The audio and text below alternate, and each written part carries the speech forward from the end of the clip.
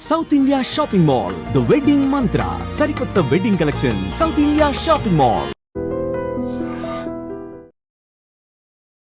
Spiritual జర్నీలో సాగుతుంది కాబట్టి ఎలా అనిపించింది కన్నప్ప?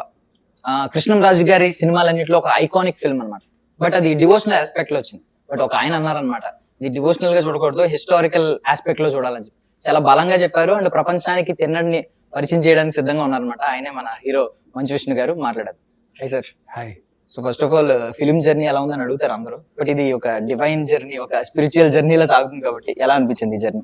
వ్యక్తిగా నేను ఈ కన్నప్ప చేసేటప్పుడు నాకు మార్పు నేనే చూసుకున్నాను.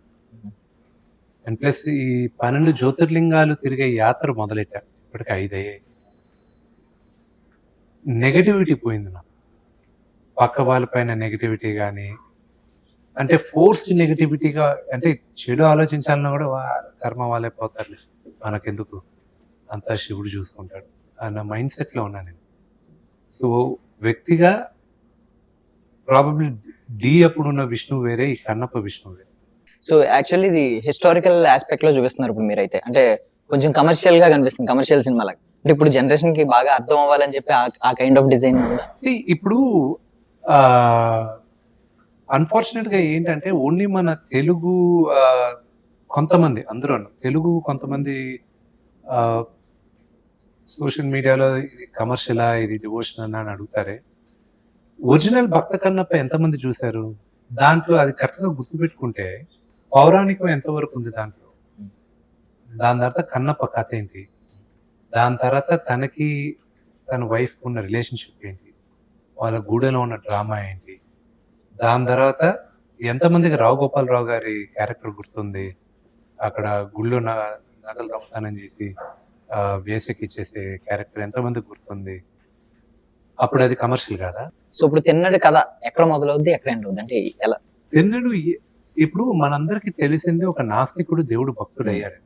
కానీ ఇతను ఎందుకు నాస్తికుడుగా ఉన్నాడు, ఎందుకు చిన్న వయసులోనే నాస్తికుడుగా మారాడు అనేది అది ఒక ఊహాగానం. ఆ కథ తెలీదు, ఎవరికి తెలీదు. కానీ చూచాయిగా కొన్ని ఎపిసోడ్స్ తెలుసు, కానీ అన్ని తెలియదు.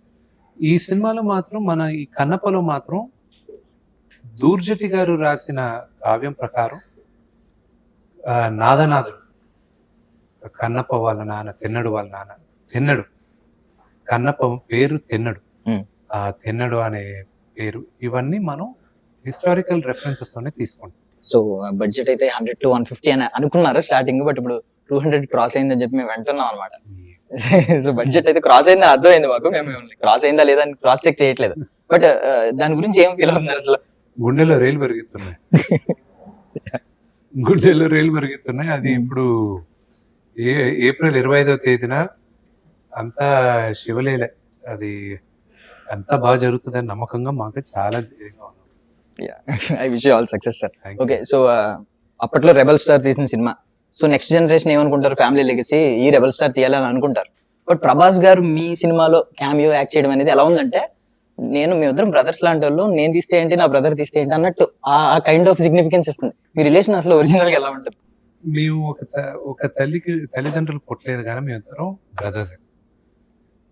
That's my take on the relationship with Prabhas is that he is my brother. చూడండి, ఈ రోజుల్లోనే తోడబుట్టిన వాళ్ళే ఎదురు తిరిగేటప్పుడు, తోడబుట్టిన వాళ్ళే తన భేదం అది చూసుకోకుండా ఇష్టం వచ్చినట్లు మాట్లాడే రోజుల్లో ఇన్ జనరల్ చెప్తాను, కేవలం నాన్నగారి పైన ఉన్న గౌరవంతో, ప్రేమతో ఆయన ఈ పాత్ర చేశారు. సో నేను ఎవరికైనా మా తల్లిదండ్రులకైనా నేను ఎవరికి రుణపడలేదు, అలాగే నేను ప్రభాస్కి రుణపడను. అతను చేయాల్సిన అవసరం లేదు, కానీ చేశాడు. So I'm grateful for.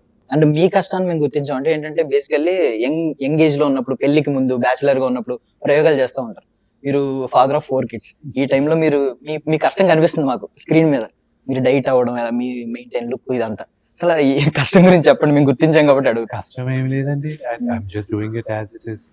ప్రతిదానికి వన్స్ మీరు దేనికైనా ఒకసారి మైండ్ ఫిక్స్ చేస్తే, ఎవరైనా సరే మీరు కూడా ఇది కావాలని మీరు కానీ ఫిక్స్ అయితే మైండ్, అది సాధించడం ఈజీ, ఏదైనా సాధించవచ్చు.